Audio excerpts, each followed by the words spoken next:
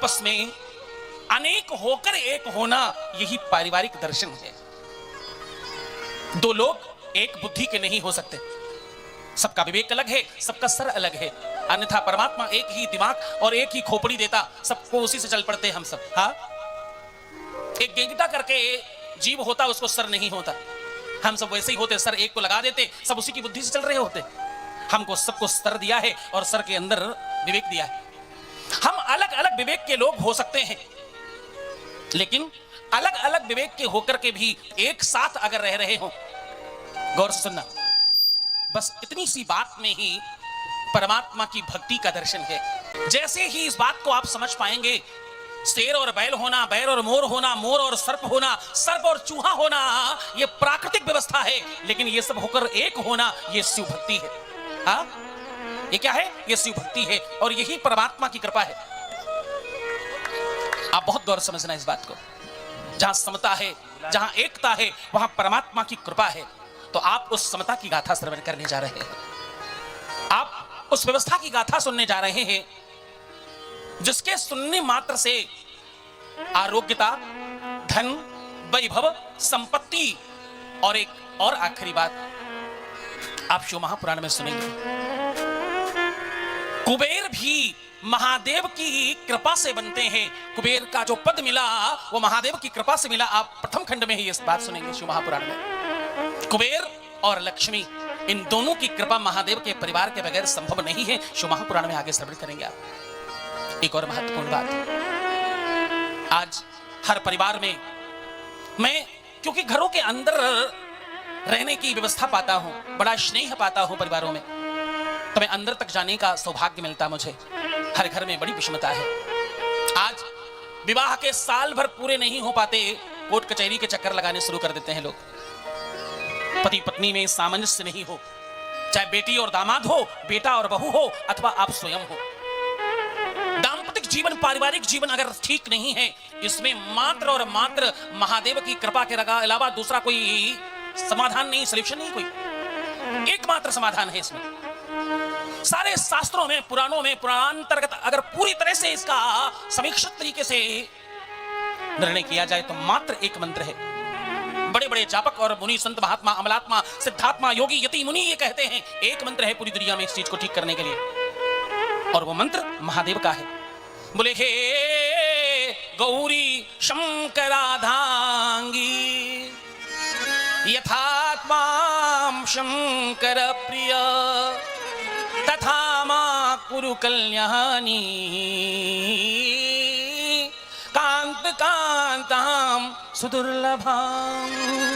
हे मां, जिस प्रकार आप उनकी अर्धांगिनी हैं, ऐसे हम पर कृपा करें। ये एक मंत्र है मात्र, और महादेव अर्धनारीश्वर हैं, आधा शरीर माता का और आधा शरीर महादेव का। ये मात्र पहले देवता ऐसे हैं जिनको अकेले खड़ा करने पर भी दोनों का सानिध्य मिल जाता है। हाँ, और दुनिया में कितना ही बड़ा संकट हो, भाभी वो मेटी सकें त्रिपुरारी। क्या क्या कह रहा हूं मैं, जरा मेरे साथ कहो, भाभी वो मेटी सकें त्रिपुरारी। त्रिपुरारी कौन? महादेव। दुनिया का कोई भी संकट तुम जो चाहते हो, बी केयरफुल, बिल्कुल ध्यान समझना, जो भी चाहते हो, जो का मतलब जो भी चाहते हो, वो कौन दे सकता है? बिना सोचे समझे, बिना जाने बूझे, तुम लायक हो या नालायक हो, ये सब सूझे बूझे बगैर अगर कोई दे सकता है, उसका नाम मात्र एक है, महादेव।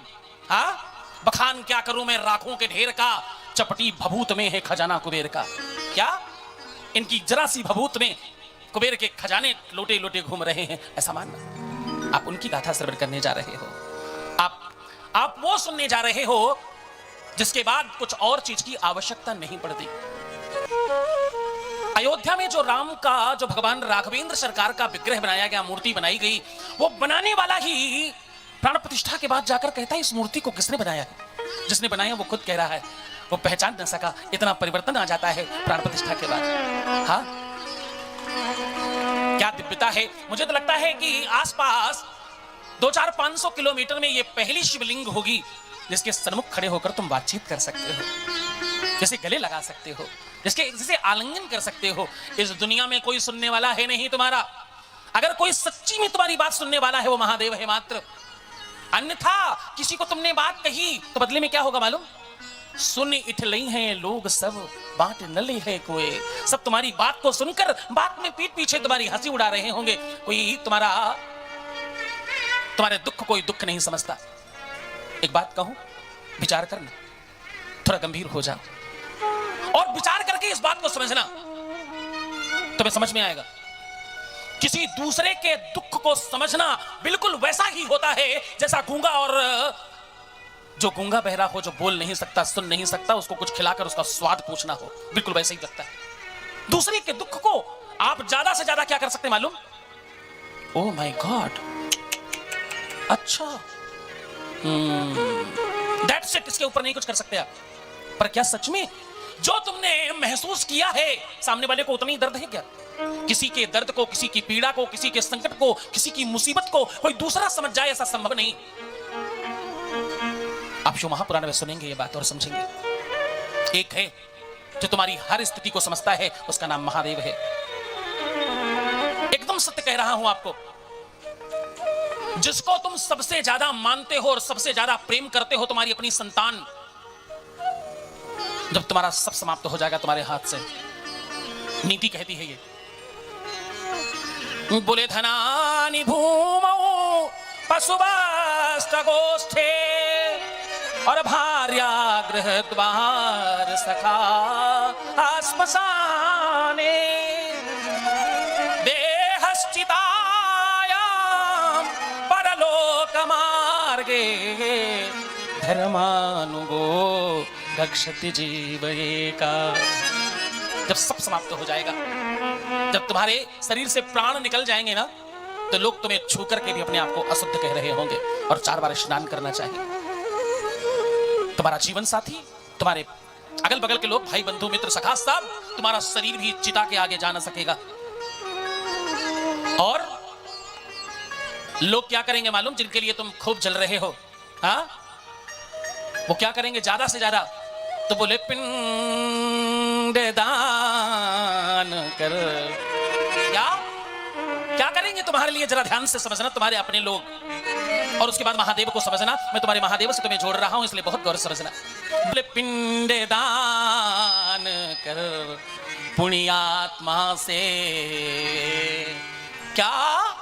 ध्यान से सुनो, हम सबकी वही गति होने वाली है। इसलिए शिव भक्तों, सारे आनंद आज छोड़कर इस पर विचार करना। बोले पिंड दान कर पुण्यात्मा से अपना पिंड छुड़ाएंगे, और जिसके लिए तू पल पल जलता वो ही तुझे जलाए। जिसको लेकर माथे पर तू पल पल पाल बड़ा करता है, वो ही लाल अंतिम क्षण में तुम्हारे शीश को फोड़ दिखाएगा। तुम्हारे शीश के, तुम्हारे सर को फोड़ने वाला कोई और नहीं, वही होगा। और उस समय भी जब तुम्हारे अपने खास लोग सबके सब तुम्हें छूकर स्नान कर रहे होंगे, 13 दिन का सूतक मान रहे होंगे, सब बंद कर चुके होंगे, उस समय तुम्हारी जलती हुई चिता की भस्म को जब तुम खाक हो चुके होगे, उस खाक को, उस राख को अपने शरीर से लगाने वाला, अपने अंग से लगाने वाला अगर कोई होगा तो उसका नाम महादेव है। उसके ऊपर भस्म इसीलिए चढ़ती है। बोले चिता भस्मा लेपो गरल मसनम लिखपट धरो। वो चिता की भस्म चढ़ाने वाला, अपने अंग के ऊपर तुमको लपेट लेने वाला, इतना प्रेम करने वाला कोई दूसरा नहीं है। तुम्हारे खाक हो जाने के बाद भी कोई अंग से तुम्हें लपेट ले, इतना पागल तो कोई प्रेमी हो सकता है, और मेरा महादेव हो सकता है, दूसरा कोई नहीं हो सकता। हाँ, आप उसकी कथा श्रवण करने जा रहे हो, आप उनकी कथा सुनने जा रहे हो, आप वो सुनने जा रहे हो जिसके बाद सब परिवर्तित हो जाता है। एक और बात, यहां बैठकर अब तुम्हारे मतलब की बात करने जा रहा हूं। यहां बैठकर केवल कथा मत सुनना। कथा में तो मैं तुम्हें सत्य कहूं, मैं वेदांत उड़ेलने वाला हूं, और मैं कुछ ऐसा कहने वाला हूं इन 7 दिनों में जो तुमने पहले कभी नहीं सुना होगा। तुम कथा सुन पाओ तो बहुत अच्छा, अन्यथा तुम तो स्वार्थी बनकर बैठना, कोई ऐसी चीज मांग कर बैठना जो बिल्कुल असंभव हो और हो ही नहीं सकती हो। क्यों? क्योंकि 7 दिन पूरे ही तब होंगे जब वो चीज तुम्हारी पूरी हो चुकी होगी। ये वैषम्य है, ये परमात्मा महादेव की कृपा है इस कथा की। इस कथा में बैठकर 7 दिन तक लगातार जो कथा में बैठता, पहले दिन का लिया हुआ संकल्प जो सोच कर बैठता, अंतिम दिन पूर्ण होने के पहले उसका संकल्प पूर्ण हो जाता। ये शिव महापुराण की कृपा है। इसलिए कोई छोटी चीज मत मांगना, कोई सामान्य चीज मत मांगना, कुछ ऐसा मांग कर बैठना जो नहीं हो सकता हो। मैं कल प्रयास करूंगा, अगर वो टेलीविजन स्क्रीन कुछ लगने वाली थी ना, लगी क्या? लगाया है? हाँ, अच्छा, सब कल है। तो जैसे ही लगेगी मैं आपको दिखाऊंगा। इस कथा में लोगों ने देखा है जो जन्मांध थे, जिनको जन्म से आंख ही नहीं थी। बड़े गौर से समझना, रोशनी चली जाना अलग की बात है, और जन्म से आंख ही नहीं होना। आंख नहीं होना मतलब समझते हो क्या? ये व्हाइट वाला और ये ब्लैक वाला ही नहीं होना। उसके बावजूद उनको आंख आ गई और वो देख सकती। मेरी सैकड़ों कथाओं में आई हैं, आप सबने अगर मेरी कथाएं सुनी हो तो 100% को देखा होगा। न जाने कितने लोग बैसाखी छोड़ गए, न जाने कितने लोग व्हील चेयर छोड़ गए, और न जाने कितने ब्लड कैंसर, किडनी और कौन कौन से रोग से मुक्त हो गए। और 26 लाख तलाक रोक चुका हूं मैं अभी तक। कितने 26 लाख। बोलने में बड़ी छोटी संख्या है। तुम में से जिसको ये छोटा लग रहा हो, तुम्हें सौगंध है अपने प्रेम करने वाले की, अगर तुम्हें सच में छोटा लग रहा हो तो मेरे जाने के पहले 7 दिन के अंदर 26 लाख लाइन खींचकर बता देना मात्र। एक कॉपी पकड़ो, अभी से शुरू हो जाओ, और 26 लाख लाइन खींच देना मात्र।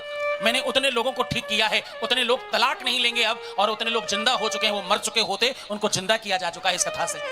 ये कृपा है इस कथा की। तुम्हारे मध्य प्रदेश में ही न जाने कितने लोगों ने कोई संतान पाया, कोई घर पाया, कोई मकान पाया, कोई नौकरी पाया, कोई धन पाया, किसी ने वैभव पाया।